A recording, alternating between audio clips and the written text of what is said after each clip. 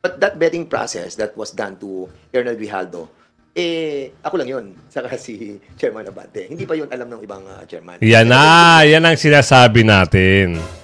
Ano ang purpose nyo? Bakit dalawa lang kayo?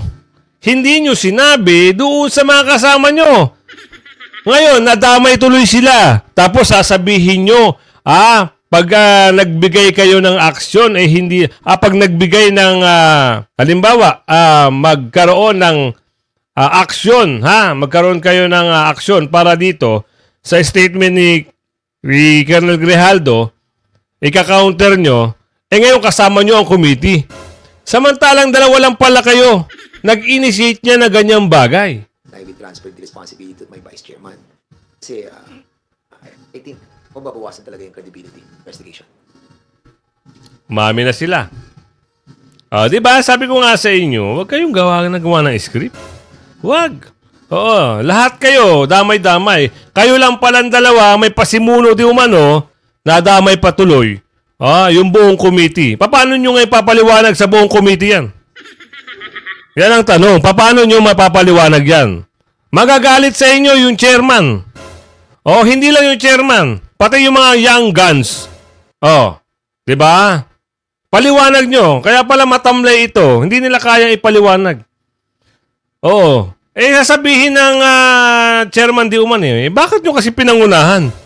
Ngayon, yung credibility natin wala na. Imbis na maganda. Diba? Wala na. Yes. Magandang hapon muli sa inyo mga kasama. At kung hindi ka pa nakasubscribe, pasubscribe na lang po si Kuya Goods at hit mo na rin yung bell para updated ka sa ating mga video. Ano yung meron ngayon? Pero bago natin simulan ng ating talakayan, ating reaksyon, pasalamat muna tayo. Umabot na tayo ng 51,000 new subscribers. At doon sa datihan na walang sawang sumusuporta at sumusubaybay, maraming salamat po. Ano ba ang meron ngayon? Yan ang tanong, Pero bago natin talakayin, isang like, isang share, gusto tayo dyan, nakakatuwa. Itong pag-uusap ngayon. Alam nyo ba? Bakit sila ngayon mahinahon magsalita? Bakit ngayon sila dahan-dahan magsalita? Wala na yung pagka-brusko. Wala na ba yung pagka-brusko? Nawala na yon. Kasi nung mga nakaraan, di ba, kung napapanood nyo, itong mga magagaling na ito. I cite you in contempt pag nagsinungaling ka dito. Ngayon, ibang klase, So, ito, bibigyan lang natin ng konting reaction, komentaryo. Siyempre, babasa rin tayo dun sa mga comment ng ating mga netizen patungkol dito sa nangyayaring live. Kasi, ang nangyari, bigla-bigla talaga sila nag-live. Ano nangyari? Pwede mo ba sa aming kwento? At ano ang mga depensa nyo? Patungkol dyan. Sa narinig nyo kahapon sa hearing ng Senado. Pasok mo!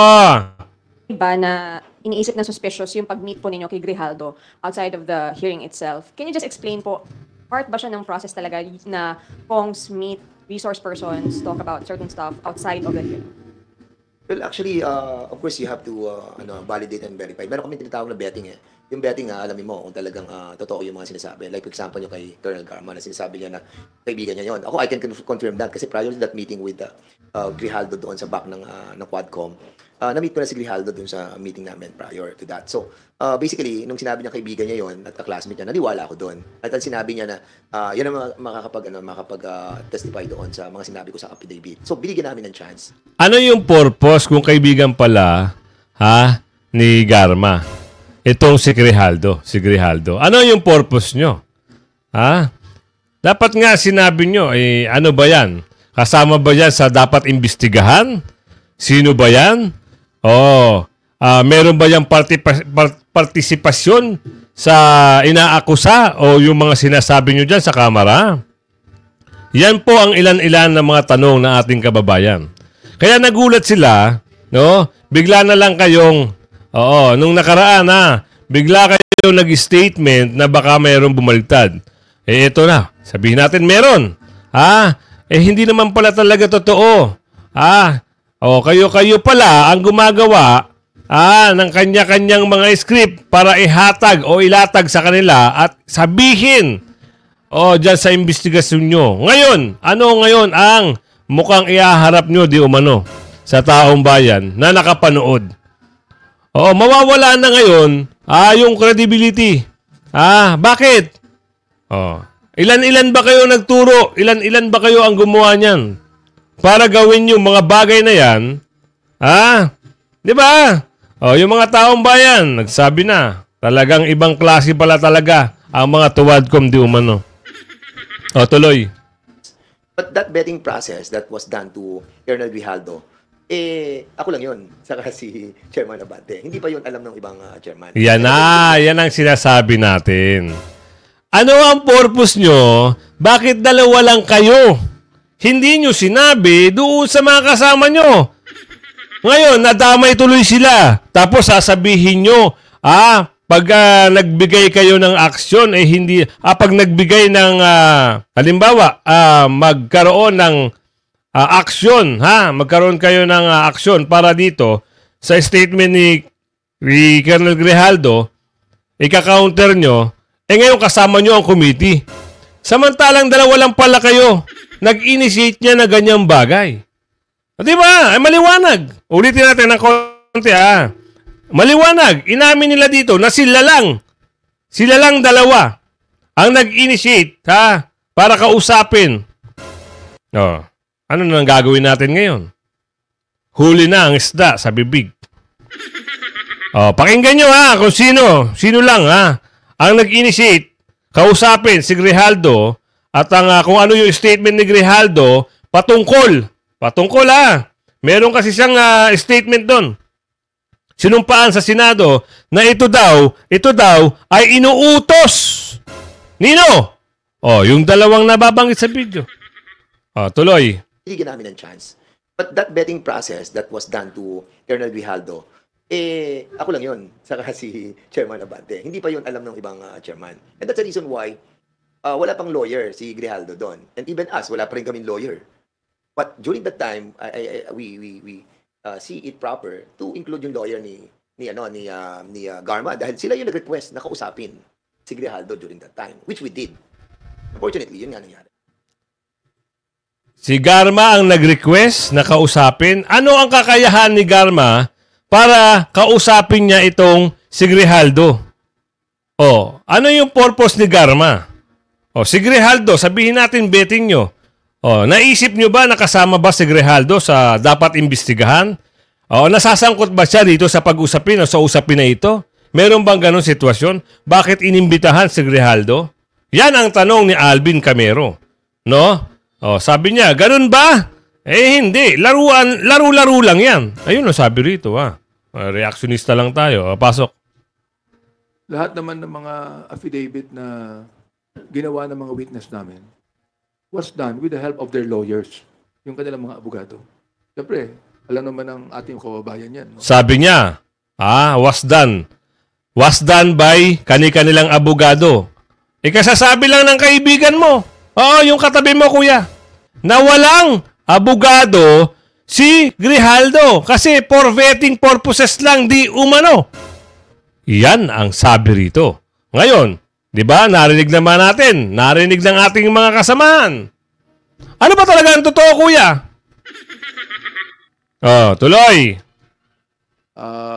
Colonel Gama, for example, tinanong namin siya, why are you now changing your statement? Sinabi naman niya, I have a change of heart.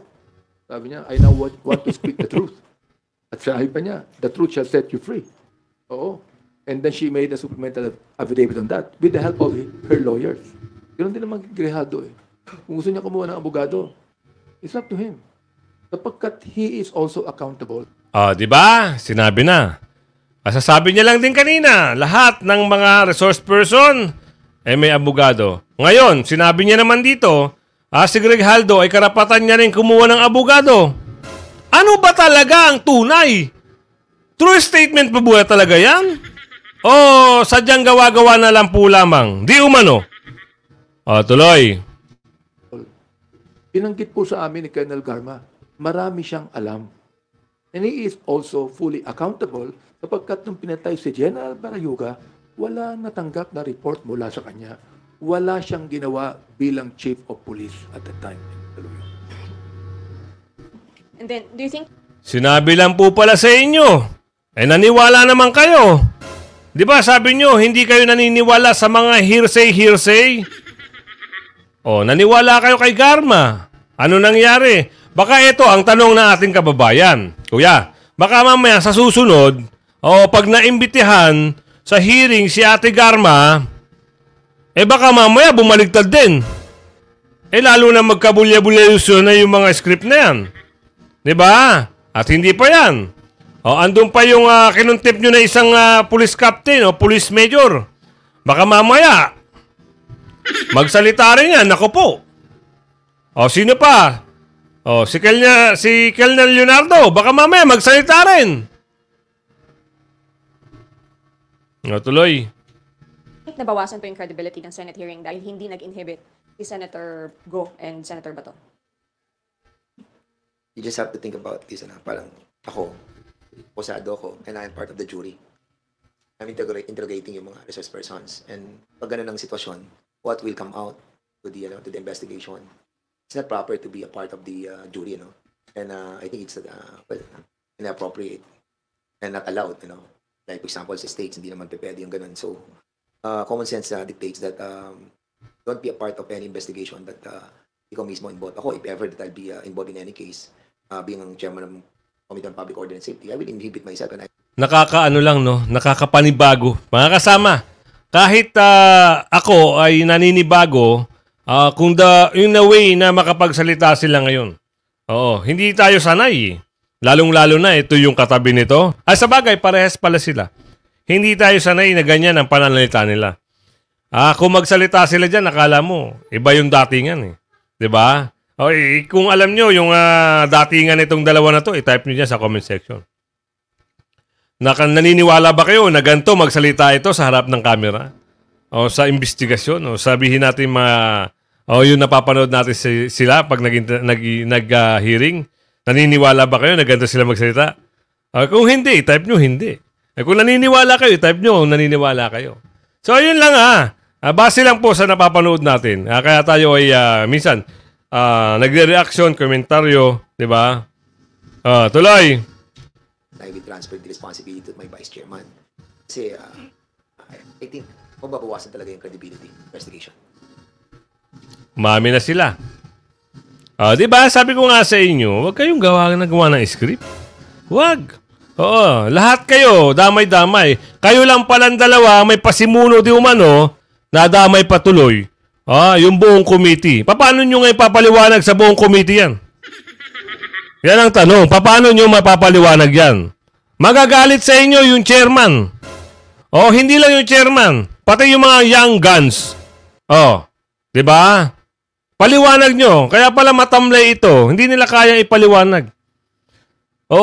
Sasabihin ng chairman di uman bakit nyo kasi pinangunahan? Ngayon, yung credibility natin wala na. Imbis na maganda. Di ba? Wala na. Tuloy. Hindi magiging balanse ang hearing, for example. Because mayroong biases. Sa quad ko, makikita ninyo na wala kaming biases. Balancing hearing po namin. Lahat. Yan tayo Mahilig tayong gumawa ng kwento Sa Quadcom hearing daw, wala daw bias. Hindi naman kami naniniwala, boss. Mas matindi ata yung ginagawa dyan sa Quadcom hearing. Pero naniniwala kami sa Senado na wala namang bias. Ito nga sa Senado ano nagsalita ang dating Pangulo, nagpalakpakan. Tuwan-tuwa sila. Sabi ng dating Pangulo kung maibabalik ko lang sana o kung bibigyan pa ako ng isa pang pagkakataon. Di ba? Ano sabi ng mga crowd? Yay! Di ba? Kasi kayo nagpasira kayo Di ba? Hindi maganda yun. Taong bayan ngayon, lalo na, re-electionist kayo. Alalahanin nyo. Manila. Nako po. Ayan ang tanong. Mayo. Anong mangyayari? Ayun lang. Tuloy. Pinakausap yan. Oo. And sorry to say, Senator Bato is always defensive, no? In fact, nakita ko, ang tinatanong ni Chairman Coco Pimentel, si Senator Bato na eh. Di ba? Samantalang, they should interpolate the witnesses and the source speakers. Not try to defend themselves. Yan, mahilig kayo mamuna. Doon nga, nag-aagaw-agawan pa kayo mag-interpolate eh. Sabihin mo hindi. Yung kay Paduano, ini-interpolate niya si yung police captain. Inagaw mo, di umano. Nag-agawan pa kayo ni Akop. Sige, yung video na yon, meron pa yon. Di ba? Ayan. Tapos ngayon, pinunaan mo ngayon. Yung nakikita naman ng taong bayan, doon sa hearing, sa Senado, ay makatuwiran. Lalo pong nalaman ng taong bayan kung ano talaga ang kulay nyo. Pero nyo, gumagawa kayo ng sariling moves na hindi alam ng committee. Aba, problema yan. Di ba? Pasok.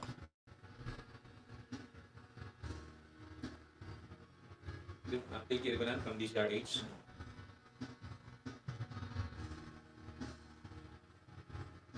To Congressman Abante and Congdan. Ang sabi ni Congdan kanina, okay na yung hearing sa Senate. So meron pang pangailangan pa na ipatawag ang former president sa hearing ng Quadcom? Or it's just a waste of time? Or it's just proper to just file cases to save time? Ako, ang explore lang natin if ever yung reward system. Dun sa mga DDS na sinabi niya na meron, tapos encouraging the policemen to arm the criminals to fight back.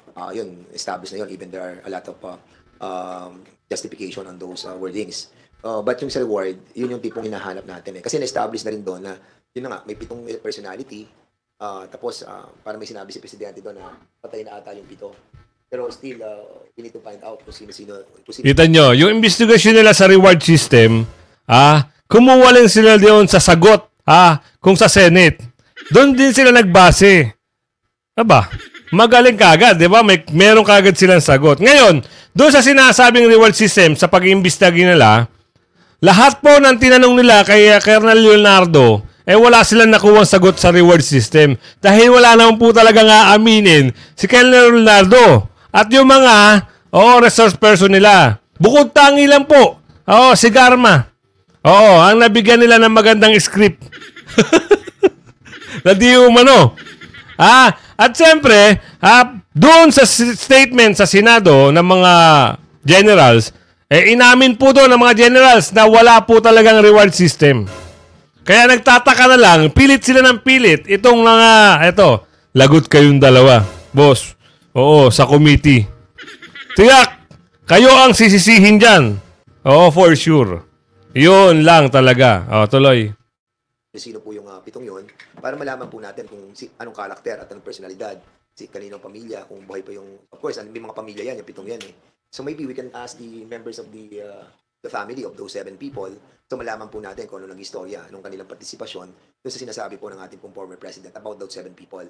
Kasi doon natin ma-establish kung meron talagang, yung nagkaroon sila, nabayaran sila, or whatever. Basta sa reward system, I think medyo gray area pa yan.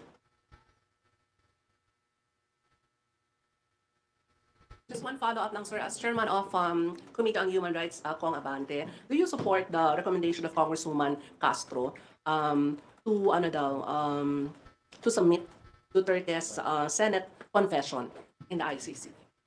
What? To submit. Well, I have always been true to my statement since we started the EJK hearing that I'm not going to allow the ICC to get our documents for that.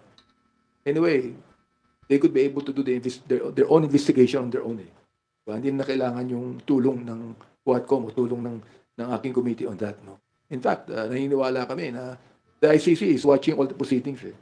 Kaya meron silang documents tungkol dyan. So, maganda yung sinabi ni Congresswoman Castro. Yet, I still would like to say na let them do a separate investigation.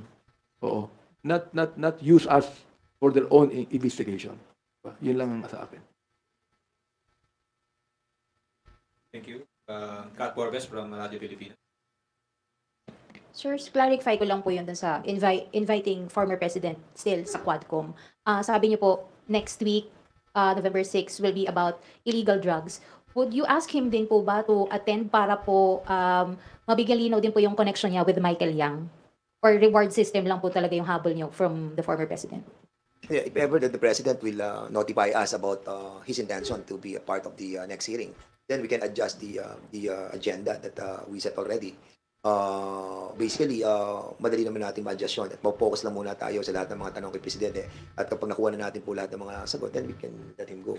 So, hindi naman po, kasi marami na nasagot sa Senado eh. And ako, particularly, kapag ako, hindi ko natatanong yung mga bagay na yun kasi nga, ano na yun eh, na manifested na yun eh, na unquote. So, kunin na lang natin mga bagay na medyo hindi pa klaro sa amin. So, yun po yung ating kasagutan. Nagtataka ko, no? Nakakapagtaka mga kasama, no? Oo, hindi na sila... parang kakaiba yung mga galawan nila. Oo. Takang-taka talaga ako. Sabagay, pagpatuloy na lang natin kung ano yung mga mensahe nila ngayon. At abangan din natin yung mga usapin pa sa mga hearing sa susunod sa Senado. O ano mangyayari sa susunod na hearing dito sa Kamara. Pasok. To invite the President. Kasi nasabi niya na lahat eh. Ang gusto niya sabihin sa Senado eh. So ano pa ang nais namin makuha sa kanya, no? Just for him to be present there. Siguro, gusto ko din sabihin na if he is well enough to face the Senate, palagay ko kung talagang kinakailangan namin siya, he should also be well enough to face us. Yun lang. Sa akin, meron na akong talagang reservation tungkol dyan. No? Because I think that what he said in the Senate is enough for us to know what actually happened in the war on drugs in the former administration. Sir, next lang po. Doon po sa Senate hearing, lumabas po si Muking. Meron po ba tayong coordination with the Senate po kung paano po siya mapapadalo po dito? Yung COMSEC natin, we tasked them to look for booking. I don't know precisely what the communication that had been done with her. No? But since nandiyan na siya, there's no stopping for us to invite her. Most likely, that can be answered by the COMSEC. But a while ago, when I asked him, we invited her already. So, most likely darating yan. Kasi alam mo, may procedure eh. Una, invitation, tapos show cause order, and then afterwards, saka mo siya is-cite in contempt. But ando pa lang tayo sa show cause order. Ayun na, nasabi natin eh. 'Di ba? Andun pa rin yung cite in contempt. Ano ba talaga totoo? Kala ko ba nagbago na yung procedure nyo?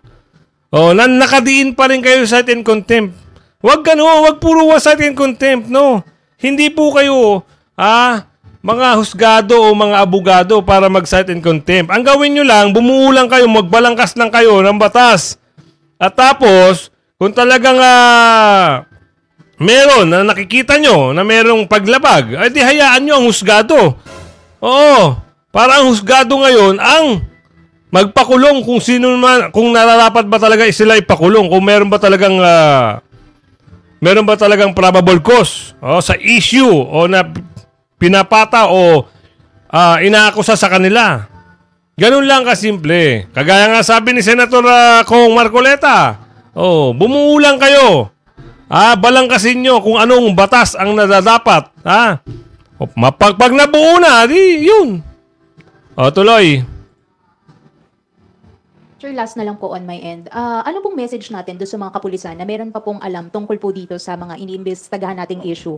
Given na parang ang nangyayari po is pinagmumukha ng Pangulong Duterte na siya yung knight in shining armor nila by taking the responsibility. Pero yun nga po, tulad ng sinabi ninyo kanina, hindi naman po tatayo yun sa korte. Ilan-ilan lang naman yung I think yung sa reward system.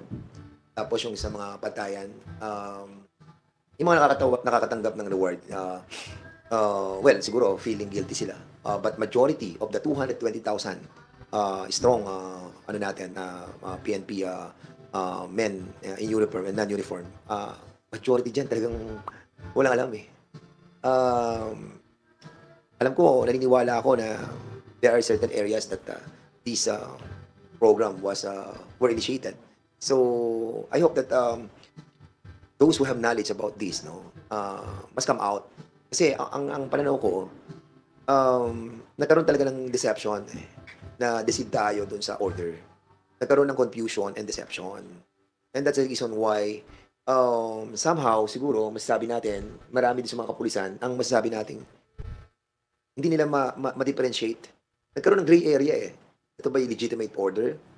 Pero, i-arm mo yung ano, parang papatayin mo, parang, di ba? So, hindi klaro. Kaya, I think, ako ang position ko, hindi, I'm not talking about the whole of the Quad Committee. Ang position ko, since nagkaroon ng confusion and deception, hindi lahat na naging involved doon are somehow 100% guilty.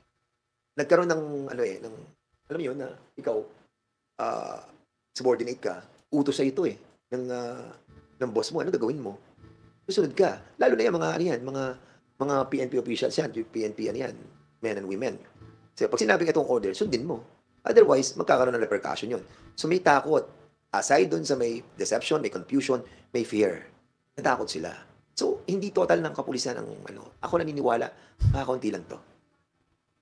Ito, hindi ko maalala kung ito yung isa sa mga hearing namin sa Human Rights o Quadcom na to, no? Pero, nung inimbitahan namin si Colonel Patay, kapagkat for 8 months, siya ang station commander ng Batasan. More than 100 people were killed during his time. Sa kanya, ano ha? Okay. Pinatawag din namin yung kanyang deputy, yung major. Pinatawag din namin yung 4 na pulis. Oo. Tinanong ko sila eh. Okay, nakapatay ba kayo? Wala silang inaamin. Pero, ginamit nyo ba ang baril nyo? Ginamit nila ang baril nila. Pero hindi nila aminin na may napatay sila sapagkat marami ang bumabaril. Yun ang sabi nila. Pero may mga napatay. So, ang isang tanong niyan ganito, bakit kayo bumabaril? Bakit? Yun ang utos sa amin eh. Yun ang sabi. Yun ang utos sa amin eh. Alright? Now, tinanong namin sila, pati yung major eh. Alam niyo ba ibig sabihin ng double barrel? Hindi. Yung tukhang, alam niyo, hindi. Basta't kami, sumusunod lamang kami sa utos. Di kawawa yung mga kapulisan natin. Di ba? I mean, sa akin lang, dapat lumabas na yung ating kapulisan na talagang na ano dito eh, na daya dito. Katulad sabi ni Kong, deception po yan eh. Even Colonel Espinido, sinabi niya na na-deceive siya ng direct. Eto na. Umamin na po si Colonel Espinido. Nako po. Ayan na. Hindi nyo napanood kagabi. Oo. Di ba? Sabi ni Senador Bato, ikaw ba, alam mo ba yung nangyayari? Oo, gumawa ka ng salaysay, dinidiin mo kami, hindi mo pala alam. Inakusahan mo na kami. Di ba? Tinanong siya, wala raw siyang alam. Na, hearsay lang pala. Tapos nagbigay siya ng affidavit, hearsay lang pala. Yon ang sabi ni Colonel Espinido. Tuloy. Director General din ng kapulisan nung araw, he was deceived. Kaya lumabas na. Ito, nakakapagtaka ha. Kita nyo, ang ating Pangulo accepted full responsibility. Pero yung director dyan at that time, nilaglag niya ang kanyang mga kapulisan. He did not accept full responsibility. So, anong ibig sabihin nun? Di ba? Yung sinasabi natin, yung level of knowledge, hindi kasi pantay-pantay yan eh. So, kung nando kayo sa level na mataas, tapos ito yung order, hindi mo may baba talaga yung ano talaga yung order kasi ang gulo, may confusion. Tapos may hiding of the Memorandum Circular Number 16-2016, di ba? Sinabi naman nila sa Senate eh. Kaya ang ganda rin nangyari sa Senate We were able to get a lot of information that can be... Di okay pala, naniwala kayo. Nakakuha na kayo ng idea. Ganon po ang pag-hearing. Kanina sinasabi ng isa. Yung katabi mo, kuya. Sinasabi bias daw. Ngayon sabihin mo, maganda ang nangyari sa Senate. I-replay nyo yung video. Ang sabi na isa, bias daw yun. Ang tinatanong lang daw ni Coco Pimentel si Senador Bato. I-replay nyo yung video mga kasama. Ngayon, sasabihin naman ito ni Kuya, maganda raw nangyari sa Senate. Ano ba talaga ang totoo, Kuya? Tuloy. use on the Quadcom. Marian Enriquez from TV5. Pero sige po, regarding the reward system, you mentioned, Kong Dan, that you wanted to, ito yung gusto niyo pa pong buktinan sana. And I think you mentioned before, baka gusto niyo rin po ay invite din ba si PRRD and talk about kung paano ginasta po yung confidential intel funds, I think worth about higit 4 billion pesos annually. Yes, kasi nung una, yung 2016, we were able to see yung from the time of Pinoy. Then, ang gulo ng mga interview nyo. Ngayon, ano na naman, sinagot na, sinagot na yung inaakusa. Sinagot na ng presidente. Ngayon, ito na naman, confidential na naman daw. Yun na naman ang panibagong pelikula. Nakakatuwa, no? Tuloy. a sudden jump of the confidential fund on 2016, the first, yung mula July hanggang December. So hindi ko pa nakikita yung mula 2017 to 2022 magkano yung Intel fund. But I think the members already have the copy. Ako parang hindi ko pa siya nakikita. But makita natin yung jump nung kanyang Intel fund at paano siya ginamit. Unfortunately, kasi yung Intel fund na yan, hindi siya subjected to the usual procedure of COA on liquidating, no? Usually general lang yan, ginamit mo sa katulad na ginamit sa renta ng bahay. So package deal, ang amount is ganito.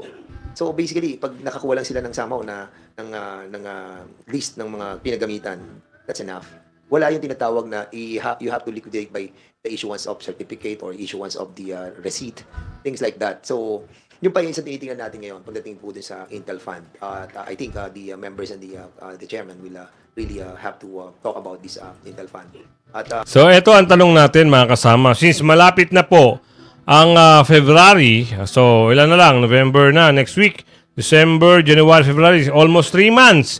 So malapit na po. So ang palagay natin, sila na po ay wala na pong, hindi na po sila pwedeng mag-hearing. So parang dahil sila ay tatakbo electionist, ang mangyari, doon lang sila nagpo-focus. So hindi na po sila pwedeng mag-imbestiga kung ano-ano. I-correct nyo lang po ako kung mali ako, ha. Alam ko kung gano'n, alam ko, yun ang pagkakaintindi ko. So ito, sa tingin natin dahil sa palagi nilang pamumuna, kung sino po yung mga nagiging kalaban nila, dyan sa mga politika na yan. Ang tanong ng ating mga kababayan, baka po, pwede daw po, na sila naman daw ay habulin just in case. Oo, na sila ay, diba? Alamin din kung ano yung pinaggamitan ng proyekto nila di umano. Yun ang sabi ni Bernadette. Yan ang sabi rito. Kaya nga sabi ko nga sa inyo, sa mga subscribers natin, kung kayo ay nasasakop sa mga distrito nito, ay nako, gamitin nyo po ang iyong malinaw na pag-iisip, gamitin nyo po ang boto nyo ng maayos. Para lang sa katatahimik at alam nyo na, makaiwas doon sa mga politikong kung hindi ka pa nakasubscribe, mag-subscribe ka na, huwag kang pahuli sa mga bagong issue. Like ng video, share. Hanggang bukas. Mamaya, bukas, meron po tayong vlog. Salamat po. Bye-bye.